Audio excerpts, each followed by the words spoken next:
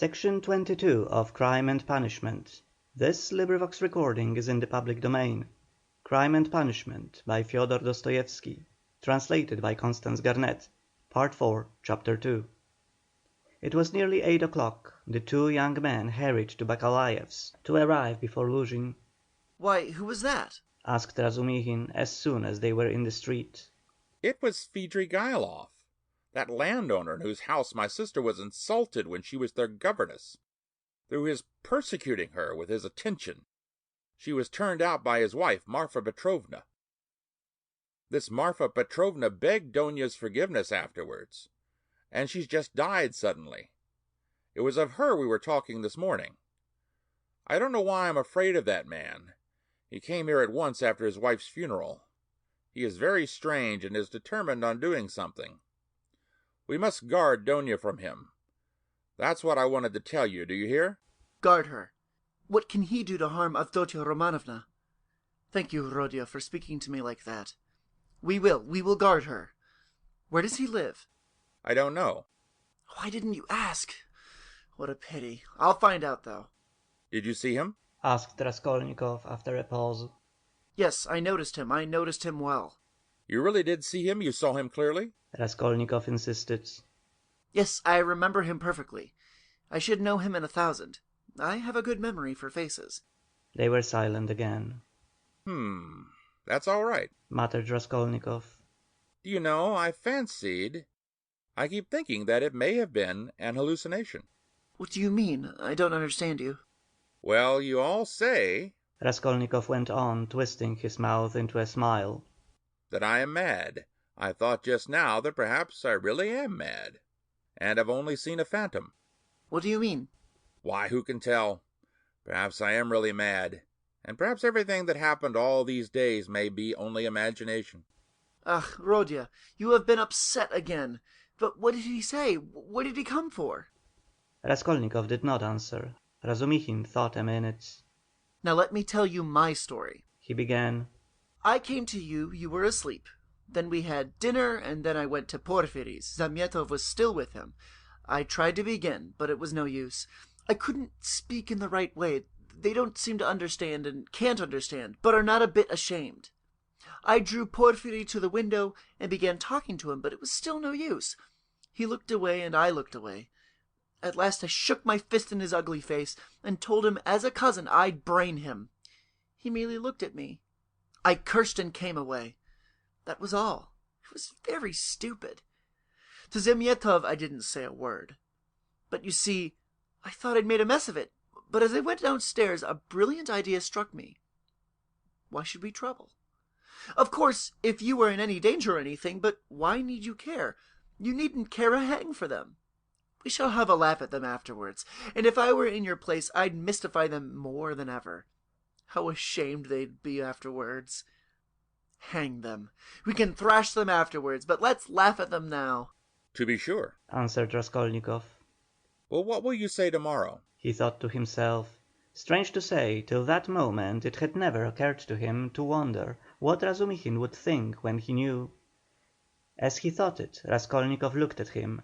Razumihin's account of his visit to Porfiry had very little interest for him, so much had come and gone since then. In the corridor they came upon Luzhin. He had arrived punctually at 8, and he was looking for the number, so that all three went in together, without greeting or looking at one another. The young man walked in first, while Piotr Petrovich, for good manners, lingered a little in the passage, taking off his coat. Pulcheria Alexandrovna came forward at once to greet him in the doorway. Dunia was welcoming her brother. Piotr Petrovich walked in, and quite amiably, though with redoubled dignity, bowed to the ladies. He looked, however, as though he were a little put out, and could not yet recover himself. Pulcheria Alexandrovna, who seemed also a little embarrassed, hastened to make them all sit down at the round table where a samovar was boiling. Dunia and Luzhin were facing one another on opposite sides of the table. Razumihin and Raskolnikov were facing Pulcheria Alexandrovna. Razumihin was next to Luzhin, and Raskolnikov was beside his sister. A moment's silence followed. Piotr Petrovich deliberately drew out a cambric handkerchief reeking of scent, and blew his nose with an air of a benevolent man who felt himself slighted, and was firmly resolved to insist on an explanation. In the passage the idea had occurred to him to keep on his overcoat and walk away, and so give the two ladies a sharp and emphatic lesson, and make them feel the gravity of the position. But he could not bring himself to do this. Besides, he could not endure uncertainty, and he wanted an explanation. If his request had been so openly disobeyed, there was something behind it, and in that case it was better to find it out beforehand. It rested with him to punish them, and there would always be time for that. "I trust you had a favourable journey?" he inquired officially of Pulcheria Alexandrovna. "Oh, very, Piotr Petrovich." "I am gratified to hear it. And Avdotia Romanovna is not over-fatigued either?" "I'm young and strong. I don't get tired, but it was a great strain for mother," answered Dunya. "That's unavoidable. Our national railways are of terrible length. Mother Russia, as they say, is a vast country. In spite of all my desire to do so, I was unable to meet you yesterday. But I trust all passed off without inconvenience?" "Oh no, Piotr Petrovich, it was all terribly disheartening." Pulcheria Alexandrovna hastened to declare with peculiar intonation. "And if Dmitri Prokofitch had not been sent us, I really believe, by God himself, we should have been utterly lost. Here he is, Dmitri Prokofitch Razumikhin," she added, introducing him to Luzhin. "I had the pleasure yesterday," muttered Piotr Petrovich with a hostile glance sidelong at Razumikhin, then he scowled and was silent. Piotr Petrovich belonged to that class of persons, on the surface very polite in society, who make a great point of punctiliousness, but who, directly they are crossed in anything, are completely disconcerted, and become more like sacks of flour than elegant and lively men of society. Again all was silent. Raskolnikov was obstinately mute. Avdotia Romanovna was unwilling to open the conversation too soon. Razumikhin had nothing to say, so Pulcheria Alexandrovna was anxious again. "Marfa Petrovna is dead, have you heard?" she began, having recourse to her leading item of conversation. "To be sure, I heard so. I was immediately informed, and I have come to make you acquainted with the fact that Arkady Ivanovich Svidrigailov set off in haste for Petersburg immediately after his wife's funeral. So at least I have excellent authority for believing." "To Petersburg? Here?" Dunya asked in alarm and looked at her mother. "Yes, indeed, and doubtless not without some design, having in view the rapidity of his departure and all the circumstances preceding it." "Good heavens! Won't he leave Dunya in peace even here?" cried Pulcheria Alexandrovna. "I imagine that neither you nor Avdotia Romanovna have any grounds for uneasiness, unless of course you are yourselves desirous of getting into communication with him. For my part, I am on my guard, and am now discovering where he is lodging." "Oh, Piotr Petrovich, you would not believe what a fright you have given me." Pulcheria Alexandrovna went on. "I've only seen him twice, but I thought him terrible, terrible. I am convinced that he was the cause of Marfa Petrovna's death." "It's impossible to be certain about that. I have precise information. I do not dispute that he may have contributed to accelerate the course of events by the moral influence, so to say, of the affront. But as to the general conduct and moral characteristics of that personage, I am in agreement with you. I do not know whether he is well off now, and precisely what Marfa Petrovna left him. This will be known to me within a very short period. But no doubt here in Petersburg, if he has any pecuniary resources, he will relapse at once into his old ways. He is the most depraved and abjectly vicious specimen of that class of men. I have considerable reason to believe that Marfa Petrovna, who was so unfortunate as to fall in love with him and to pay his debts 8 years ago, was of service to him also in another way.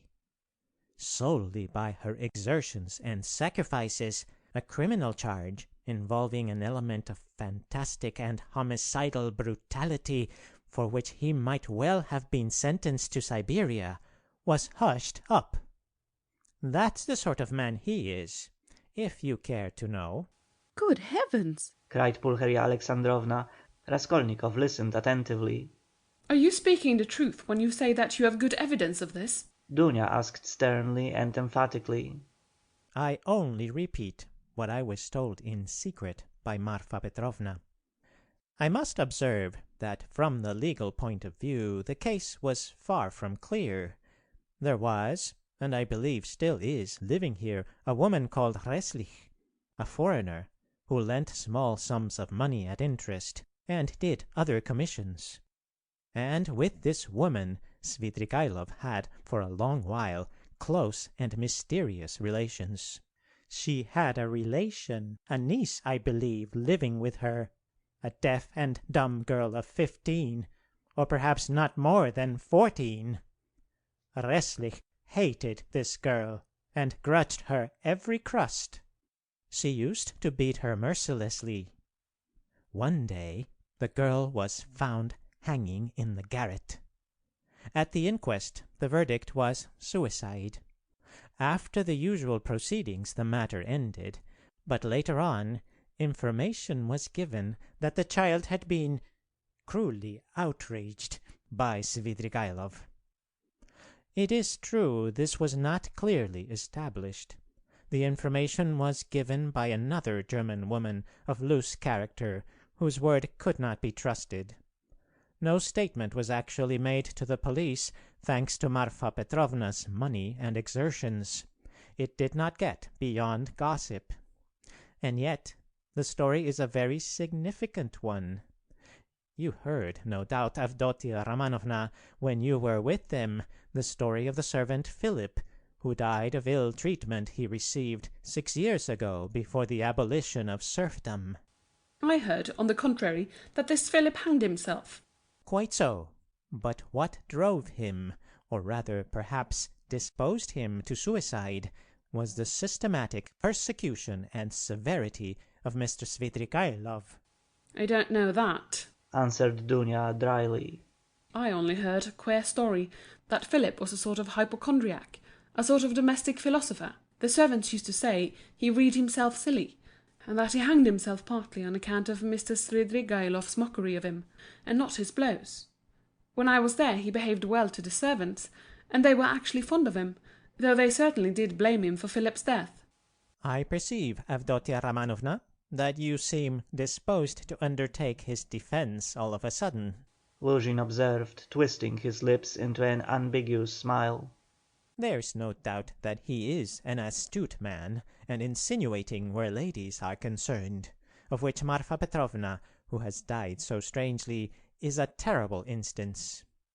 My only desire has been to be of service to you and your mother with my advice, in view of the renewed efforts which may certainly be anticipated from him. For my part, it's my firm conviction that he will end in a debtor's prison again. Marfa Petrovna had not the slightest intention of settling anything substantial on him, having regard for his children's interests, and if she left him anything, it would only be the merest sufficiency, something insignificant and ephemeral, which would not last a year for a man of his habits. Pyotr Petrovitch, I beg you, said Dunya. Say no more of Mr. Svidrigaïlov. It makes me miserable. He has just been to see me, said Raskolnikov, breaking his silence for the first time. There were exclamations from all, and they all turned to him. Even Pyotr Petrovitch was roused. An hour and a half ago he came in when I was asleep, waked me, and introduced himself. Raskolnikov continued. He was fairly cheerful and at ease, and quite hopes that we shall become friends. He is particularly anxious, by the way, Donia, for an interview with you, at which he asked me to assist. He has a proposition to make you, and he told me about it. He told me, too, that a week before her death Marfa Petrovna left you 3,000 roubles in her will, Donia, and that you can receive the money very shortly. Thank God! cried Pulcheria Alexandrovna, crossing herself. Pray for her soul, Dunya. It's a fact. Broke from Luzhin. Tell us what more. Dunya urged Raskolnikov. Then he said that he wasn't rich and all that estate was left to his children, who are now with an aunt. Then that he was staying somewhere not far from me, but where I don't know. I didn't ask. But what? What does he want to propose to Dunya? Cried Pulcheria Alexandrovna in a fright. Did he tell you? Yes. What was it? I'll tell you afterwards. Raskolnikov ceased speaking and turned his attention to his tea. Pyotr Petrovich looked at his watch.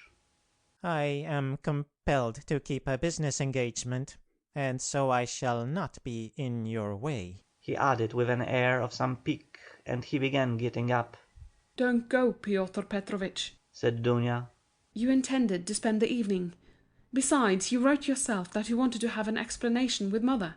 Precisely so, Avdotia Romanovna. Pyotr Petrovich answered impressively, sitting down again, but still holding his hat. I certainly desired an explanation with you and your honored mother upon a very important point indeed. But as your brother cannot speak openly in my presence of some proposals of Mr. Svidrigaïlov, I, too, do not desire and am not able to speak openly, in the presence of others, of certain matters of the greatest gravity. Moreover, my most weighty and urgent request has been disregarded. Assuming an aggrieved air, Luzhin relapsed into dignified silence. Your request that my brother should not be present at our meeting was disregarded solely at my instance, said Dunya. You wrote that you had been insulted by my brother. I think that this must be explained at once, and you must be reconciled. And if Rodia really has insulted you, then he should and will apologize. Pyotr Petrovich took a stronger line. There are insults, Avdotia Romanovna, which no goodwill can make us forget. There is a line in everything which it is dangerous to overstep, and when it has been overstepped, there is no return. That wasn't what I was speaking of exactly, Pyotr Petrovich. Dunya interrupted with some impatience. Please understand that our whole future depends now on whether all this is explained and set right as soon as possible. I tell you frankly at the start that I cannot look at it in any other light, and if you have the least regard for me, all this business must be ended today, however hard that may be. I repeat that if my brother is to blame, he will ask your forgiveness. I am surprised at your putting the question like that, said Luzhin, getting more and more irritated. Esteeming, and so to say, adoring you, I may at the same time very well indeed be able to dislike some member of your family. Though I lay claim to the happiness of your hand, I cannot accept duties incompatible with— Ah, don't be so ready to take offence, Pyotr Petrovich. Dunya interrupted with feeling. And be the sensible and generous man I have always considered and wish to consider you to be. I've given you a great promise. I am your betrothed. Trust me in this matter, and, believe me, I shall be capable of judging impartially. My assuming the part of judge is as much a surprise for my brother as for you. When I insisted on his coming to our interview today after your letter, I told him nothing of what I meant to do. Understand that, if you are not reconciled, I must choose between you. It must be either you or he. That is how the question rests on your side and on his. I don't want to be mistaken in my choice, and I must not be. For your sake I must break off with my brother. For my brother's sake I must break off with you. I can find out for certain now whether he is a brother to me, and I want to know it. And of you, whether I am dear to you, whether you esteem me, whether you are the husband for me. Avdotia Romanovna, Luzhin declared huffily. Your words are of too much consequence to me. I will say more, they are offensive in view of the position I have the honor to occupy in relation to you. To say nothing of your strange and offensive setting me on a level with an impertinent boy, you admit the possibility of breaking your promise to me. You say, you or he, showing thereby of how little consequence I am in your eyes. I cannot let this pass, considering the relationship and the obligations existing between us. What? cried Dunya, flushing.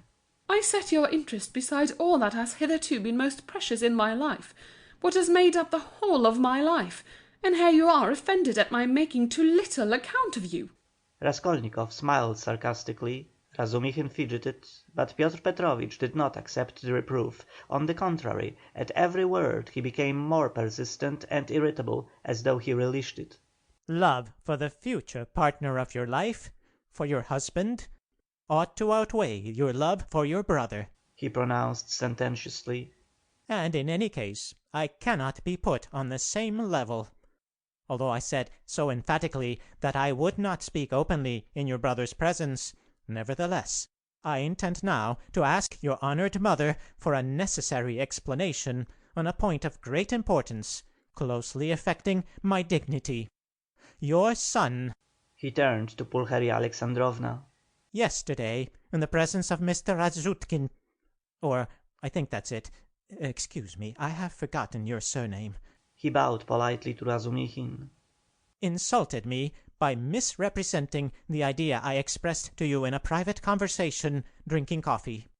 That is, that marriage with a poor girl who has had experience of trouble is more advantageous from the conjugal point of view than with one who has lived in luxury, since it is more profitable for the moral character. Your son intentionally exaggerated the significance of my words, and made them ridiculous, accusing me of malicious intentions, and as far as I could see, relied upon your correspondence with him. I shall consider myself happy, Pulcheria Alexandrovna, if it is possible for you to convince me of an opposite conclusion, and thereby considerately reassure me. Kindly let me know in what terms precisely you repeated my words in your letter to Rodion Romanovich. I don't remember. Faltered Pulcheria Alexandrovna. I repeated them as I understood them. I don't know how Rodya repeated them to you. Perhaps he exaggerated. He could not have exaggerated them, except at your instigation. Pyotr Petrovitch, Pulcheria Alexandrovna declared with dignity. the proof that Dunya and I did not take your words in a very bad sense is the fact that we are here. "Good, mother," Said Dunya approvingly. Then this is my fault again. Said Luzhin, aggrieved. Well, Pyotr Petrovitch, you keep blaming Rodion, but you yourself have just written what was false about him. Pulcheria Alexandrovna added, gaining courage. I don't remember writing anything false. You wrote Raskolnikov said sharply, not turning to Luzhin. that I gave money yesterday, not to the widow of the man who was killed, as was the fact, but to his daughter, whom I had never seen till yesterday. You wrote this to make dissension between me and my family, and for that object added coarse expressions about the conduct of a girl whom you don't know. All that is mean slander. Excuse me, sir. Said Luzhin, quivering with fury. I enlarged upon your qualities and conduct in my letter solely in response to your sister's and mother's inquiries, how I found you, and what impression you made on me. As for what you've alluded to in my letter, be so good as to point out one word of falsehood. Show, that is, that you didn't throw away your money, and that there are not worthless persons in that family, however unfortunate. To my thinking, you, with all your virtues, are not worth the little finger of that unfortunate girl at whom you throw stones. Would you go so far, then, as to let her associate with your mother and sister? I have done so already, if you care to know. I made her sit down today with Mother and Donia. Rodya, Cried Pulcheria Alexandrovna. Dunya crimsoned, Razumihin knitted his brows, Luzhin smiled with lofty sarcasm. You may see for yourself, Avdotia Romanovna, He said. whether it is possible for us to agree. I hope now that this question is at an end, once and for all. I will withdraw, that I may not hinder the pleasures of family intimacy and the discussion of secrets. He got up from his chair and took his hat. But in withdrawing, I venture to request that for the future I may be spared similar meetings and, so to say, compromises. I appeal particularly to you, honored Pulcheria Alexandrovna, on this subject, the more as my letter was addressed to you, and to no one else." Pulcheria Alexandrovna was a little offended. You seem to think we are completely under your authority, Pyotr Petrovitch. Dunya has told you the reason your desire was disregarded. She had the best intentions. And indeed, you write as though you were laying commands upon me. Are we to consider every desire of yours as a command? Let me tell you, on the contrary, that you ought to show particular delicacy and consideration for us now, because we have thrown up everything and have come here relying on you, and so we are in any case, in a sense, in your hands. "That is not quite true, Pulcheria Alexandrovna, especially at the present moment, when the news has come of Marfa Petrovna's legacy, which seems indeed very apropos, judging from the new tone you take to me," he added sarcastically. "Judging from that remark, we may certainly presume that you were reckoning on our helplessness," Dunya observed irritably. "But now, in any case, I cannot reckon on it, and I particularly desire not to hinder your discussion of the secret proposals of Arkady Ivanovich Svidrigailov, which he has entrusted to your brother, and which have, I perceive, a great and possibly a very agreeable interest for you." Good heavens! cried Pulcheria Alexandrovna. Razumixin could not sit still on his chair. Aren't you ashamed now, sister? Asked Raskolnikov. "I am ashamed, Rodya," said Dunya. "Pyotr Petrovitch, go away." She turned to him, white with anger. Pyotr Petrovitch had apparently not at all expected such a conclusion. He had too much confidence in himself, in his power, and in the helplessness of his victims. He could not believe it, even now. He turned pale, and his lips quivered. "Avdotia Romanovna, if I go out of this door now, after such a dismissal, then you may reckon on it I will never come back. Consider what you are doing. My word is not to be shaken." "What insolence!" cried Dunya, springing up from her seat. "I don't want you to come back again." "What, so that's how it stands?" cried Luzhin, utterly unable to the last moment to believe in the rupture, and so completely thrown out of his reckoning now. "So that's how it stands. But do you know, Avdotia Romanovna, that I might protest?" What right have you to speak to her like that? Pulcheria Alexandrovna intervened hotly. And what can you protest about? What rights have you? Am I to give my Dunya to a man like you? Go away. Leave us all together. We are to blame for having agreed to a wrong action, and I above all. "But you have bound me, Pulcheria Alexandrovna." Luzhin stormed in a frenzy. "By your promise, and now you deny it. And besides, I have been led on account of that into expenses." This last complaint was so characteristic of Pyotr Petrovitch that Raskolnikov, pale with anger and with the effort of restraining it, could not help breaking into laughter. But Pulcheria Alexandrovna was furious. Expenses? What expenses? Are you speaking of our trunk? But the conductor brought it for nothing for you. Mercy on us, we have bound you. What are you thinking about, Pyotr Petrovitch? It was you bound us, hand and foot, not we. "Enough, mother. No more, please." Avdotia Romanovna implored. "Pyotr Petrovitch, do be kind and go." "I am going, but one last word," he said, quite unable to control himself. "Your mamma seems to have entirely forgotten that I made up my mind to take you, so to speak, after the gossip of the town had spread all over the district in regard to your reputation. Disregarding public opinion for your sake, and reinstating your reputation, I certainly might very well reckon on a fitting return, and might indeed look for gratitude on your part. And my eyes have only now been opened. I see myself that I may have acted very, very recklessly in disregarding the universal verdict." Does the fellow want his head smashed? cried Razumixin, jumping up. "You are a mean and spiteful man," cried Dunya.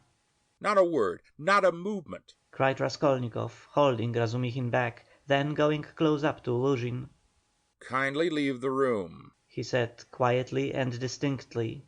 And not a word more, or... Piotr Petrovich gazed at him for some seconds with a pale face that worked with anger, then he turned, went out, and rarely has any man carried away in his heart such vindictive hatred as he felt against Raskolnikov. Him and him alone he blamed for everything. It is noteworthy that as he went downstairs he still imagined that his case was perhaps not utterly lost, and that, as far as the ladies were concerned, all might Very well, indeed. be set right again. End of Part 4, Chapter 2.